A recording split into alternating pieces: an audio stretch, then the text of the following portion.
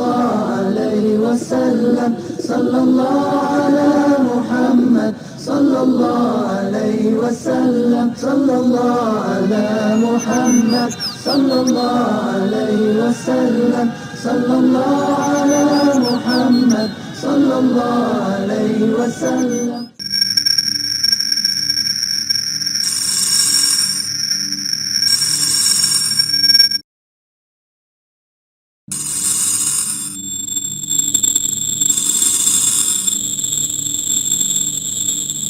الحمدللہ وحدہ والصلاة والسلام علی من لا نبی بعدہ. ناظرین اینڈ ڈیئر ویورز، السلام علیکم. وعلیکم السلام. اسلامک ریسرچ فاؤنڈیشن کو یہ شرف حاصل ہے کہ آج ہمارے یہاں حضرت مولانا عبدالکریم پارک صاحب ایک مخصوص نشست کے لیے ناگپور سے بمبئی تشریف لائے ہیں. مولانا پارک صاحب کی شخصیت کسی تعارف کی محتاج نہیں ہے. آپ کا شمار آج کی گنتی کے چند ممتاز اور موقر علماء میں ہوتا ہے. آپ نے ہندوستان میں ناسازگار حالات کے باوجود قرآن کریم کی تعلیمات اور نشر و اشاعت کا بیڑا اٹھایا. قرآن کا پیغام عام کرنا آپ کا مشن ہے. گزشتہ 40 برسوں سے متواتر آپ کی ساری صلاحیتیں اور توانائیاں اس کار عظیم کے لیے وقف ہیں. دامیں، درہمیں، قدمیں اور سخنیں ہر طرح سے اس اہم کام کو جاری رکھے ہوئے ہیں. مولانا کے لیکچرز اور قرآن کریم کی تفہیم اور تشریح کے اچھوتے اور سادہ انداز بلا شبہ عوام کے ذہنوں کو صحیح سمت دکھانے میں جو کامیابی حاصل کی ہے، آج ساری دنیا میں اس کا اعتراف دینی اور علمی حلقوں میں ہو رہا ہے. مولانا پارک نے قرآن کریم کو گھر گھر تک پہنچانے اور ہر دل کی دھڑکن کو بنا دینے کے لیے آسان سے آسان اور عام فہم ترجمہ اردو اور ہندی زبان میں کیا ہے. انشاءاللہ ان قریب قرآن مجید کا مراٹھی ترجمہ بھی آپ کے ہاتھوں میں پہنچ جائے گا. قرآن مجید کو سمجھنے کے لیے یا سیلف سٹڈی کے لیے مولانا پارک نے ایک قرآن ڈکشنری بھی ترتیب دی ہے. الحمدللہ اس کے درجنوں ایڈیشن اردو زبان میں منظر عام پر آ چکے ہیں. طالب علم کے درمیان میں یہ بہت ہی مقبول اور پاپولر ہے. ہندی، انگریزی، بنگالی اور ترکی زبان میں لغت قرآن چھپ چکی ہے اور ساری دنیا کے لاکھوں لوگ اس سے پورا فائدہ اٹھا رہے ہیں. ناظرین، حضرت مولانا پارک صاحب ناگپور کے کامیاب تاجروں میں سے ایک ہیں. علمی اور سماجی مصروفیات کے باوجود وہ اپنے کاروبار پر پورا دھیان دیتے ہیں. آپ مسلم پرسنل لا بورڈ کے بانیوں میں سے ہیں، ان کے فاؤنڈر ممبرز میں سے ہیں. مسلم پرسنل لا بورڈ کے آپ خازن، ٹریجرر اور روح رواں ہیں. مولانا پارک کو یہ شرف حاصل ہے کہ وہ اندرا گاندھی سے لے کر نرسمہا راؤ تک تمام پرائم منسٹروں سے پرسنل لا کے بارے میں گفتگو کی ہیں، اور جب بھی ان سے رائے مانگی گئی ہے وہ بڑی بے باکی سے قرآن و حدیث کی روشنی میں وزرائے اعظم کو اپنی رائے دی ہیں.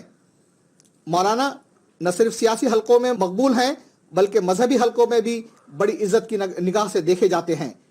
ہندو، جین، بدھ، سکھ، عیسائی سبھی رہنماؤں سے وہ برابر رابطہ قائم رکھے ہوئے ہیں. مذہبی امور پر، قرآن شریف اور شریعت کے احکامات پر برابر ان کے گوش گزار کرتے آ رہے ہیں. ہیز ہالینس دلائی لاما ہوں یا فادر بشپ ہوں یا شنکراچاریہ ہوں، سبوں سے بڑے وقار سے اسلامی نقطہ نظر انہی کی عبادت گاہوں میں پیش کرنے کی سعادت حاصل ہے. یہاں اسلامک ریسرچ فاؤنڈیشن کی تشریف آوری پر اور اس موقع کو غنیمت جان کر ہم ان سے نکاح کے متعلق اسلامی ضابطوں کی بات چیت کریں گے. نکاح شادی بیاہ قدیم روایت ہے. خاندان کی ابتدا اسی عمل سے ہوتی ہے. جتنی قدیم یہ روایت ہے اتنے ہی قدیم اس کے طور طریقے اور رسوم و رواج بھی ہیں. نکاح کا عمل دو خاندانوں کا ملاپ کا عمل ہے اور نئے خاندانوں کی شروعات کا عمل بھی ہے. اس لیے اس کے گرد جو سوالات پائے جاتے ہیں ان کا جواب قرآن و حدیث کی روشنی میں حضرت مولانا عبدالکریم پارک صاحب دیں گے. مولانا، میرا پہلا سوال یہ ہے کہ نکاح میں اسلام کا تصور کیا ہے؟ تصور تو بہت چھوٹی سی چیز ہے. اسلام میں نکاح ایک اصولی حیثیت رکھتا ہے. اصولی حیثیت سے بھی زیادہ حدیث شریف کے الفاظ میں النکاح من سنتی، جی کہ نکاح میری سنت ہے۔ انبیاء اور مرسلین سے زیادہ بڑا آئیڈیل انسانوں کے لیے کوئی نہیں ہو سکتا، اور ان پر جو آسمانی کتابیں نازل فرمائی گئی اس سے بہتر کوئی طرز زندگی نہیں ہو سکتا جو ان کتابوں میں بیان کیا گیا۔ اس میں کچھ نام گنائے جا سکتے ہیں۔ نوح علیہ السلام نے بھی نکاح کیا، حضرت لوط نے بھی نکاح کیا، حضرت ابراہیم کی بیوی کا نام مجھے معلوم ہے، ماں حجرہ رضی اللہ تعالیٰ عنہ، اور سیدنا موسیٰ علیہ السلام نے بھی مدین میں نکاح کیا، بیوی صاحبہ کو لے کر کے وہ آئے۔ بیوی آدھا ایمان ہے پیغمبروں کو، یہ کوئی نہیں کہہ سکتا۔ یہ دنیا اب بھی پاؤں کی جوتی کہہ رہی ہے، اس کو پالش کر دے وہ بات دوسری ہے اس کو، لیکن انبیاء نے کہا کہ مرۃ الصالحہ نیک بیوی آدمی کا آدھا ایمان ہے۔ تنہا آدمی اگر ہو تو کوئی زندگی کا کوئی ایک پاپڑ نہیں بیل سکتا، سب کچے رہ جائیں، پھر نسل انسانی چل نہیں سکتی اس کو۔ تو اس کو تصور اور نظریہ کہنا میرے خیال میں زیادہ اپیکت نہیں ہے، اٹھا نہیں سکے گا وہ لفظ۔ نکاح سنت انبیاء ہے۔ فرمایا کہ وَمَا أَرْسَلْنَا مِنْ قَبْلِكَ مِنْ رَسُولٍ وَلَا نَبِيٍّ إِلَّا جَعَلْنَا لَهُ أَزْوَاجًا وَذُرِّيَّةً، کہ محمد صلی اللہ علیہ وسلم آپ سے پہلے جتنے انبیاء کو ہم نے بھیجا تو کچھ ایک کو نکاح کا نو موقع ملا ہو، بات دوسری ہے، جیسے سیدنا مسیح علیہ السلام وغیرہ، لیکن سبوں کو تقریباً بیویاں بھی دی تھی، اولاد بھی دی تھی۔ وہ بیویاں رکھتے تھے۔ بیوی کے بغیر انسان کی زندگی، موجودہ زندگی جو ہے زمین پر، وہ چل ہی نہیں سکتی۔ اس لیے اس کو سنت انبیاء کہنا چاہیے اور اسوہ رسول کہنا چاہیے۔ اسوہ رسول ہونے سے شریعت اسلامی کے اندر عورت کی ایک حیثیت اجاگر ہو گئی۔ اب ہم یہ اسوہ نبی کی نکاح کے لیے جائیں تو اس کے لیے مرد اور عورت، لڑکا یا لڑکی کا ہوتی ہیں دونوں میں، اور جب ہم یہ اسوہ نبی کے لیے جائیں یا نکاح کے لیے جائیں تو ان کی کن خوبیوں کی طرف ہماری نظر ہونی چاہیے؟ یعنی لڑکے لڑکی میں کیا خوبی ہونی چاہیے؟ جی جب ہم ایک دوسرے کے لیے ایک میچ پسند کرتے ہیں، ایک جوڑی پسند کرتے ہیں، تو کئی وہ جوڑ چیزیں کیسا ہو؟ جی کئی چیزیں ہوتی ہے، خاندان بھی دیکھا جاتا ہے، خوبصورتی بھی دیکھی جاتی ہے، مالداری بھی دیکھی جاتی ہے، اور یہ اگر دیکھتے ہیں لوگ تو یہ ان کے من کی ایک دھارنا ہے، جی اس پر پابندی لگانا دین فطرت کا کام نہیں ہے۔ جیسے اچھا کھانا کھانا چاہتے ہیں آپ جی تو دین نہیں کہے گا کہ نہیں تم باسی کھانا کھاؤ، بلکہ باسی کھانا منع کیا ہے۔ تو ایسے انتخاب میں اگر لوگ یہ سوچتے ہیں تو ان کے سوچنے پر پابندی نہیں لگائی، لیکن رسول اللہ نے ایک مکٹ منی لگا دیا، اس کے تاج لگا دیا کہ لوگ تو یہ سب دیکھتے ہی ہیں، پیسہ، مال، خاندان، وجاہت، خوبصورتی، پڑھی لکھی بھی آج کے زمانے میں کہ بھئی گریجویٹ ہونا لڑکی یا لڑکا گریجویٹ ہونا، یہ دیکھتے ہیں تو منع نہیں کیا، لیکن فرمایا مکٹ منی جو ہے اس کا سردار ہے، وہ اس کے اندر دین دیکھو کیسا ہے، اس کا ایمان دیکھو کیسا ہے۔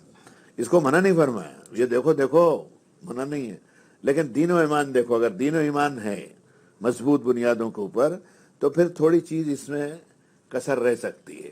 مثلا قرآن نے کہا کہ ام للانسان ما تمنا، انسان کی ساری تمنا پوری ہو جاتی کہ عورت ملے تو خوبصورت بھی ہو، خاندانی بھی ہو، پڑھی لکھی بھی ہو، واک چاتری بھی ہو اس کے اندر، اور حسن اور آرائش بھی ہو، اور فلاں نہ کرے ڈھکا نہ کرے، 50 باتیں کہی، لیکن جو سب سے اوپری سطح کی چیز ہے وہ دین و ایمان ہے، اس کو دیکھو۔ آپ سمجھ گئے ہوں گے میری بات۔ جی ہاں۔ آج ڈاکٹر صاحب آپ بہت ہوشیار آدمی ہیں، اس لیے آپ کے بات کو زیادہ تفصیل میں دینے سے جواب دینے والا پھنستا ہے۔ جی میں یہ چاہتا ہوں کہ ہمارے ناظرین اور ویورز جو اس پروگرام کو دیکھ رہے ہیں تو اپنے درمیان کے اندر بھی جو غلط فہمیاں ہیں اس کو وہ دور کر سکیں۔ لیکن مشکل یہ ہے کہ ناظرین بھی مجھ سے زیادہ ہوشیار ہیں، اس لیے میں نے آپ کو مختصری جواب دینا ہے، جیسے خاندان کے دو بھائی ایک دوسرے سے مشورہ کر کے بات پوچھتے ہوں، اسی کو سامنے رکھتے ہوئے میں آپ کا جواب انشاءاللہ دوں گا۔ فرمائیے۔ جی آپ نے کہا ہے کہ ایک انتہا کو دیکھ لیا کہ لڑکی یا لڑکے میں کیا کیا ہونا چاہیے، تو اس معاملے میں کیا والدین کی رائے بھی لینی ضروری ہے یا صرف لڑکی اور لڑکے کا معاملہ ہے؟ یہ نہیں، اسلام کا نظام مشاورت پر ہے۔ اس نے یہ کہا کہ امرہم شورا بینہم، ایمان والے آپس میں مشورہ کر لیتے ہیں۔ دھڑ کے ساتھ غوطہ لگا دینا کسی کنویں تالاب میں یہ کوئی ہوشیاری کی بات نہیں ہے۔ مشورہ کرو. امرہم شورا بینہم کا ترجمہ ہر ایک یہ کہے گا کہ ان کے سب کام مشورے سے ہوتے ہیں. کہ بھائی ڈاکٹر صاحب فلاں کی لڑکی میں اپنے بیٹے کے لیے پسند کرتا ہوں, آپ کی رائے کیا ہے؟ تو میں اپنے دوستوں سے پوچھ سکتا ہوں. تو ماں باپ تو سروپری ہیں, جی جی, پال پوس کے بڑا کیا ہے, ان کی رائے لینے میں کوئی حرج نہیں ہے. اسی لیے حدیث شریف میں چوری چھپے نکاح, حدیث میں نہیں بلکہ قرآن میں بھی کہا گیا, اور حدیث میں تو کہا اعلن النکاح, نکاح اعلانیہ ہونا چاہیے. چوری چھپے کسی کونے میں جا کے چپ چاپ نکاح کر لیا, وہ اولا متخذات اخدان میں آئے گا, وہ آشنائی ہو گئی, نکاح نہیں ہوا, ڈھونگ ہوا. اب جو کھلی چیز ہو رہی ہے اس میں مشورہ ہونا چاہیے. ماں باپ سے زیادہ مشورہ جو ہے وہ کسی کا اہم نہ ہو یا نہ ہو, اس کے بارے میں بحث میں نہیں پڑھنا چاہتا. لیکن وہ ماں جس نے اپنے لال کو پال پوس کے بڑا کیا ہے, اور باپ جس نے گاڑے پسینے کی کمائی لگائی ہے, وہ اگر اپنی بہو کو گھر لانا چاہتا ہے یا اپنی بیٹی کسی کو دینا چاہتا ہے, تو اس میں آخر انہوں نے بھی زندگی پانی میں نہیں گزاری ہے. یہ میاں جی تو 18-20 سال کے ہو گئے, مگر وہ تو 50 پر پہنچ گئے نا, نصف صدی کے اوپر. صحیح ہے. عمر کے اعتبار سے تجربہ بھی ہے. میں نہیں کہتا کہ بعض کیسز کے اندر ماں باپ جو ہیں ان کو وہ پابندی لگا دیں کہ نہیں ہم نہیں ہونے دیں گے, یہ ایسا کچھ زیادہ اچھا نہیں ہے. سمجھانے کی کوشش کرنی چاہیے کہ یہ رشتہ مناسب نہیں ہے یا یہ رشتہ مناسب ہے, اس میں یہ خوبیاں, اگر اتنی کمی ہیں تو اتنی اس میں بلندی کے پہلو بھی ہیں. ماں باپ کی رائے کے بغیر کر لینا جو ہے وہ کچھ زیادہ پائیدار نکاح نہیں ہوتے, تجربے میں آ بھی گئے ہیں. یہ مشورے میں برکت کی جو فضیلتیں ہیں وہ تو اسوہ رسول کے اندر بہت معروف ہیں, لیکن شادی اور نکاح کے مسئلے کے اندر لڑکی کی رائے اپنی جگہ پہ مقدم رکھتی ہے, ماں باپ کا فیصلہ اپنی جگہ کے اوپر ہے. تو ان دونوں چیزوں کے اندر کون آگے بڑھ جائے گا, یا کس کو ہم مقدم رکھیں گے, لڑکی کا فیصلہ یا ماں باپ کا مشورہ؟ میرے خیال میں دونوں ہی مقدم ہیں حالات کے تحت. جی. مثلاً اب کسی لڑکی کو تجربہ ہے کہ آدمی بہت برا ہے اور میرے ماں باپ جو ہے پھنس گئے ہیں اور یہ میرا بندھن اب کر ہی ڈالیں گے, جی. تو اس کا مشورہ زیادہ طاقتور ہے. جی. اس کو معلوم ہے, سمجھو کسی کالج وغیرہ میں پڑھتے ہیں اور معلوم ہے کہ یہ لڑکا ٹھیک نہیں ہے اور اسی سے ہو رہا ہے وہ, تو میرے خیال میں اس کی رائے کو اگر کھل کر کے رائے دے, چھپاوے نہیں, تو ماں باپ نے اس کی قدر کرنی چاہیے. کبھی یہ ہوتا ہے کہ ماں باپ کی رائے فائق ہوتی ہے اور لڑکی کی رائے کمزور ہوتی ہے. مثال کے طور پر سمجھیے کہ آج کل یہ عشق جو ہے زبردستی ہو جاتا ہے, سمجھے, سائیکل پہ چل رہے ہیں, ٹکرا گئے, موٹر ایکسیڈنٹ ہو گیا, فلاں ہو گیا, کوئی فلم دیکھ رہے ہیں, یہ سب فالتو باتیں ہیں. یہ ٹکاؤ چیز نہیں ہے. ٹکاؤ چیز قرآن نے بتائی.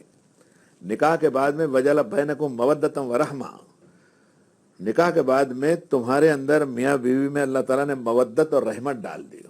تو رحمت کا ترجمہ تو عام ہے, رحمت بہت بڑی چیز ہے کہ اللہ رحمان و رحیم ہے, رسول اللہ رحمت للعالمین ہے, اس لیے اب آگے کیا تشریح رہ جاتی ہے. لیکن مودت جو ہے اس کا ترجمہ کرنا مشکل ہے کہ اللہ تعالیٰ کی ایک صفت ہے ودود, وهو الغفور الودود ظلما. ودود کا ترجمہ صحیح سنسکرت میں ہوتا سنیہ, اللہ اکبر, یعنی پریم بھی نہیں, سنیہ. ہاں پریم تو جب تک آپ ٹھیک ہیں تو پریم ہے, اور اس کے بعد میں بولے جاؤ, اور سنیہ ایسا رہتا کہ آپ خراب بھی ہوئے تو میرا سنیہ ختم نہیں ہوگا. جیسے ماں بچے سے پریم نہیں کرتی, صرف پریم کرے وہ تو جب وہ دھنگانا کرنے لگے اور 2 بجے رات کو کتے کی طرح چلائے اور اس کو سونے نہ دے تو اس کا پریم ختم ہو جائے گا, وہ اس کو سبل سے مار ڈالے گی. لیکن سنیہ ہے اس کے پاس میں کہ میں لٹ جاؤں گی, اس کے پیچھے برباد ہو جاؤں گی, لیکن اس کو ضائع میں نہیں ہونے دوں گی. تو یہ کیفیت نکاح میں پیدا ہوتی ہے. 80 سال کے ہو گئے, آپ نے دیکھا ہوگا, ہم نے دیکھے کہ وہ رات میں آیا گھر سے, IAS افسر ہے یا حکیم ہے یا کوئی مل مزدور ہے, تو دنیا ایسی ہے نا سب, ارے ذرا دیکھنا بلا تمہاری اماں نے دوائی پی کہ نہیں پی. جی. جی. اب یہ بڑے میاں بھی آنکھ خراب ہے تو اٹھ بھی نہیں سک رہے ہیں, اور وہ بھی اب چلا رہی ہے وہاں سے, ارے تیرے ابو جو ہے کب سے دوائی نہیں پی, ذرا دیکھ تو صحیح بخار کیسا ہے وہ. تو 80 برس میں سیکس کا اور خوبصورتی کا اور یہ اٹریکشن کہاں رہے. تو یہ پریم جو رستے میں ہو جاتا ہے نا, یہ زبردستی کا ہے, اس کی کوئی حقیقت نہیں. دیکھنا چاہیے کہ اس آدمی کے ساتھ میرا نباہ ہوگا یا نہیں ہوگا. اور یہ وجہ ہے کہ حدیث شریف میں تو بعض جگہ یہ بھی, اللہ مجھے معاف کرے کہتا ہوں میں, زیادہ تفصیل تو علماء بتائیں گے, لیکن میں نے پڑھی ہیں حدیثیں کہ حضرت عبدالرحمن بن عوف نے نکاح کر لیا وہاں مدینہ طیبہ میں. تو ایک محفل میں بیٹھے تھے, ظاہر بات ہے نکاح کیا تو ذرا کچھ کپڑے ٹھیک ٹھاک دکھے. تو حضور نے پوچھا کہ عبدالرحمن آج چمک دمک اچھی دکھ رہی, کیا بات ہے؟ جی. ظرافت کے لہجے میں کہنے لگے یا رسول اللہ میں نے نکاح کر لیا. کس سے؟ کہنے لگے کہ انصاری عورت سے، کہنے لگے دیکھ لیا تھا کیا؟ تو بولے نہیں، جی دیکھ لینا اچھا ہے۔ اچھا اصول بن گیا کہ لڑکا لڑکی اگر اس کو دیکھ لیں ایک نظر تو کوئی حرج نہیں ہے، کبھی یہ کہ پھر بعد میں جھمیلا ہو۔ دوسرا ہے کہ خاندان کے بارے میں معلوم ہو جائے کہ میری بیٹی کس خاندان میں دے رہا ہوں۔ غلطی اس میں بھی ہو سکتی ہے کہ 50 آپ تدبیریں کر لیجئے، لیکن جو کامیابی اور ناکامی ہونی ہے وہ پھر بھی مقدر ہوتی ہے مقدر میں۔ لیکن ہمارے دل کو تسلی ہے کہ بھئی ہم نے تو دیکھ بھال کے کام کیا تھا۔ قرآن نے صاف کہا کہ یا ایھا الذین آمنوا لا ترثوا النساء کرہا، کہ ایمان والو زبردستی تم عورت کے پتی نہیں بن سکتے جب تک وہ راضی نہ ہو۔ اچھا اس کے ہاتھ میں چابی دی ہے نا اس نے ایجاب و قبول میں، وہ آپ کیا کرتے ہیں؟ 2 گواہ اور 1 وکیل ہوتا ہے، اور جا کے وہاں خسور پھسور جو ہوتی ہے اس کو ذرا نکالیے نا باہر۔ ہوتا یہ ہے کہ فلاں کا لڑکا ہے اور ہم نے طے کیا کہ آپ کو ان کے نکاح میں دینا ہے اتنے مہر کے عوض، کیا آپ مجھے اجازت دیتی ہیں کہ میں کارروائی کو شروع کروں؟ کوئی اسی طرح کے الفاظ ہوتے ہیں۔ اگر وہ ہاں کہے تو کارروائی شروع ہوگی، اور اگر نہ کہہ دے تو پھر بیرنگ بنا برات جائے گی واپس۔ تو عورت کے حق کو اسلام نے کہیں بھی سلب نہیں کیا ہے۔ یہ مہر کی جو حیثیت ہے وہ واقعی کوئی ایک ٹوکن ہے یا علامتی ہے، یا اسلام یہ چاہتا ہے کہ عورت کو بذریعہ مہر اس کی ایک سیکیورٹی فراہم کرے، اس کو ایک تحفظ دے؟ مبارک ہو ڈاکٹر صاحب، آپ نے تو خود ہی جواب دے دیا۔ تحفظ بھی فراہم کریں، سیکورٹی بھی ہو گئی اس کو۔ اس میں ایک لفظ میں ملا دیتا ہوں کہ اس کو صاحب مال بھی بنانا، اللہ ہاں۔ کیونکہ ایک خاندان سے تو ٹوٹی ہو، بھائیوں سے، ماں باپ سے، سب سے ٹوٹی ہو، بھابھیوں سے ٹوٹی ہو، اور ایک اجنبی کے حوالے آپ نے اس کو کر دیا، تو اس کا سوشل انشورنس کیا ہے؟ وہ مہر ہے۔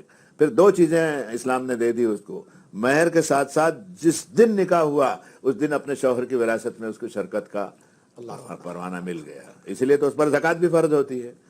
اقمنا الصلاۃ وآتینا الزکوٰۃ خواتین کے لیے فرمایا کہ نماز قائم کرو، یہ تو ٹھیک ہے، زکوٰۃ ادا کرو، یہ کیسے ٹھیک ہوگا جب تک آپ اس کو صاحب مال نہ بنائیں؟ اچھا صاحب مال بنانے کے لیے کیا کرائے کی دکان لگائے گی؟ وہ نہیں، اس کو آٹومیٹک جس دن پیدا ہوئی ماں باپ کی وراثت میں پیسہ دے وہ بھی ملے گا اس کو۔ شادی کے بعد وہ کسی کے نکاح میں آ گئی اور ماں باپ کا گھر چھوڑ دیا، وراثت چھٹی نہیں ہے، خدا نہ کرے جب باپ مرے گا، باپ تو مرے گا ہی ایک دن، ماں بھی مرے گی، تو اپنی ماں اور باپ کی وراثت میں اس کا حصہ بوڑھی ہو جائے گی تو بھی باقی رہے گا۔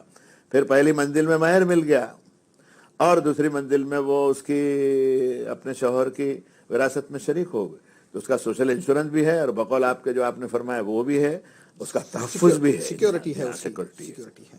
یہ مہر کی مقدار کیا ہونا چاہیے، یا مسنون مہر کیا ہے؟ حیثیت قرآن نے کہا لِيُنْفِقْ ذُو سَعْةٍ مِّن سَعْتِهِ وَمَنْ قُدِرَ عَلَيْهِ رِزْقُهُ فَلْيُنْفِقْ مِمَّا آتَاهُ اللَّهُ، کہ اپنی حیثیت کے مطابق ہو۔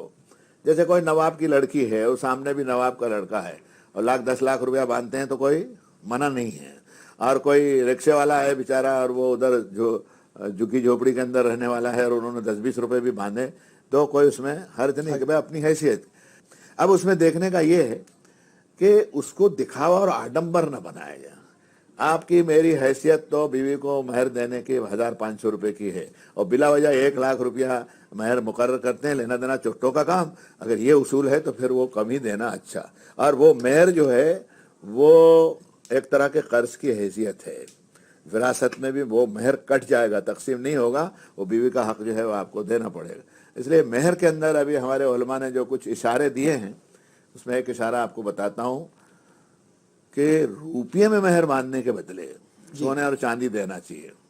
5 تولہ سونا، 2 تولہ، 4 تولہ، 10، 100 تولہ جو بھی دے سکے وہ، کیونکہ اس کو اپنی بیوی کو دینا ہے، اپنی حیثیت کے مطابق دے دے۔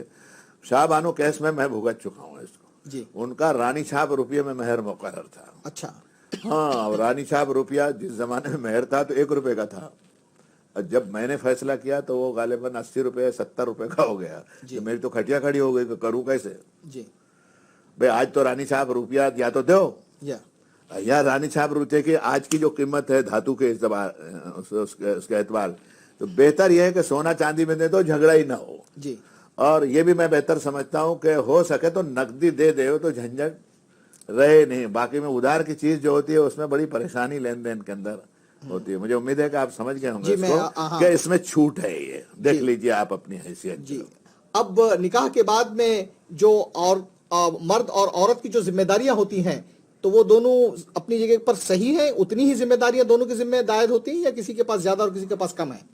دیکھیے وَلَهُنَّ مِثْلُ الَّذِي عَلَيْهِنَّ بِالْمَعْرُوفِ کہا قرآن نے کہ جو حقوق تمہارے ہیں وہی حقوق ان کے ہیں. وَلِلرِّجَالِ عَلَيْهِنَّ درجہ, مردوں کو عورتوں کے اوپر درجہ حاصل ہے. بِمَا أَنفَقُوا مِنْ أَمْوَالِهِمْ, مال کا خرچہ مرد نے اٹھانا ہے, عورت کے ذمے گھریلو کام کاج کر لے گی, وہ بچوں کی پرورش. اور قرنا فی بیوتکن کی طرح گھر کا قبضہ عورت کے پاس میں ہوگا, لیکن معاشی اعتبار سے اس کو ذمہ داری نہیں ہے کہ وہ کما کر کے لاوے. اچھا, عورت اور مرد ملا کر کے دونوں مل کر کے جو گاڑی چلاتے ہیں خیریت اسی میں ہے, اور ابھیبھاوک ہونے کے اعتبار سے خرچ جو ہے وہ مرد کے ذمے ہیں, اس کے ذمے نہیں ہے کہ وہ کما کر کے لا کے کھلائے. لیکن میں کچھ اصولی طور پر کچھ خصوصیات بتا دوں. ایک خصوصیت سب سے بڑی جو قرآن میں ہے اور لوگوں کی نظر نہیں جاتی, پڑھتے نہیں سمجھ کے نظر جاتی نہیں, فرمایا کہ فالصالحات قانتات حافظات للغیب بما حفظ اللہ, نیک بیوی اور نہایت اچھی خاتون وہ ہے جو مرد کے عیب پر پردہ ڈالتی ہے, ظاہر نہیں ہونے دیتی کہ میں اپنے شوہر کے راز کو فاش نہیں ہونے دوں گا, وہ میں جانتی ہوں یا وہ جانتی. تو ایٹومیٹک مرد کی بھی ذمہ داری ہو گئی کہ اپنی بیوی کی کسی کمزوری کا چرچا وہ باہر نہیں کرے گا, کسی اور سے نہ کرے. ہاں, کننا لباس لکم وانتم لباس لکن, جیسے بھی آپ نے شیروانی پہنی ہے تو آپ کے بدن کے اندرونی حصوں کے اوپر یہ لباس جو ہے اس نے پردہ ڈال دیا اس میں. تو عورت مرد کی یہ حیثیت ہے, لباس جو ہے وہ قابل شرم حصوں کو چھپاتا بھی ہے اور زینت بھی, اس لیے مرد عورت کی زینت ہے اور عورت مرد کی زینت. اور نصف ایمان جب رسول اللہ نے کہہ دیا تو اس سے بڑھ کر کے کوئی بات اور ہو نہیں سکتی. جہاں مرد کو ایک سے زیادہ شادی کرنے کے لیے حکم ہے, تو یہ کیا کوئی مشروط بات ہے یہ کہ یہ آپ کا سوال پھر اٹپٹا ہو گیا. حکم نہیں ہے, یعنی دروازہ کھلا ہے, اجازت ہے. جی, حکم میں اور اجازت میں فرق ہے. مثلا نماز پڑھنے کی اجازت نہیں ہے, حکم ہے, نماز پڑھنا ہی ہے. ایک سے زیادہ شادی کی اجازت ہے, حکم نہیں ہے. مثلا میں اپنے اوپر ہی لیتا ہوں, شادی کی 30 سال ہو گئے, مجھے اولاد نہیں ہو رہی, میری بیوی کا کوئی قصور نہیں, اس کو سرٹیفکیٹ اسلام نے دے دیا, یہب لمن یشاء الذکور یہب لمن یشاء اناثا ویزوجہم ذکرانا وانثا ویجعل من یشاء عقیما. اللہ جس کو چاہتا بیٹے دیتا ہے, جس کو چاہتا ہے بیٹیاں دیتا ہے, جس کو چاہتا ہے بیٹے اور بیٹیاں ملا کے دیتا, اور جس کو چاہتا کچھ نہیں دیتا. تو اب 30 سال ہو گئے, میرے ماں باپ کا بھی میں اکلوتا ہوں, داجات کروڑوں کی ہے, تو گھر میں ایک مسئلہ ہو جائے گا کہ کیا دوسری کسی خاتون سے شادی ہو اور اللہ تعالیٰ اس کو اولاد دے, تو اس میں برائی کی کیا بات؟ اسلام نے اس کا دروازہ کھلا رکھا ہے. سادہ زبان میں مجھ سے کہا ہے, مرضیات ہے, فرضیات نہیں ہے. بالکل آپ نے بہت مختصر میں یہ بات کہہ دی, اور ماشاءاللہ آج کی اس بات سے دو تین چیزیں بہت سامنے آ گئی کہ نکاح کے لیے لڑکی کی رائے کو مقدم کیا جاتا ہے, لیکن اس میں والدین کی جو رائے اور جو فیصلہ ہے اس کو بھی ساتھ میں اس کو بھی اتنا ہی ہم وزن رکھا گیا ہے. اور جو مہر ہے وہ مہر ایک اپنے اسٹیٹس, اپنے سماجی جو اپنا وقار ہے اس حساب سے رکھا جائے, یہ بڑھتا گھٹتا ہو سکتا ہے. ضرورت بھی پوری کر سکے, وہ جی اپنی ضرورت پوری کر سکے, اس کے لیے تو اس کا گھٹ بڑھ میں کوئی حرج نہیں. جی, جزاک اللہ خیرن. ویورز اور ناظرین, آپ نے دیکھا کہ مولانا پارخ نے کتنی سادہ اور کتنی عام فہم کے بات میں جو ہمارے درمیان میں نکاح کے مسائل جو الجھے ہوئے ہیں بہت خوبصورتی اور بہت آسانی سے آپ کے سامنے رکھیں. مجھے امید ہے کہ اس سے ہم پورا استفادہ لیں گے. السلام علیکم ورحمۃ اللہ وبرکاتہ.